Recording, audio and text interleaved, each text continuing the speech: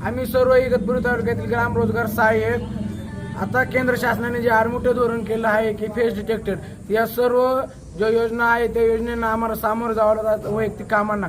कारण प्रत्येक जागेवर हजेरी घेणे अशक्य आहे. कारण एका गावात जर 10 विहिरी चालू असेल तर त्या विहिरी जर अर्धा किलोमीटर अंतरावर असेल आणि जर 4 तासाच्या आत हजेरी घेणे बंधनकारक असल्यामुळे त्याचप्रमाणे ग्राम रोजगार सहाय्यक अर्धवेळ कर्मचारी असल्यामुळे ते शक्य नाही.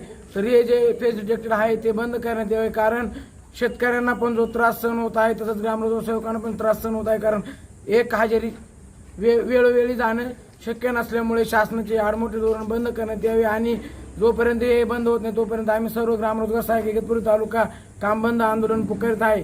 त्याचप्रमाणे 24 ऑक्टोबर 2024 जो GR आहे तो GR फक्त कागदपत्र राहिला, परंतु त्याची प्रत्यक्ष कुठल्याही प्रकारे अंमलबजावणी करण्यात आलेली नसून त्यानंतर अनेक GR काढण्यात आले.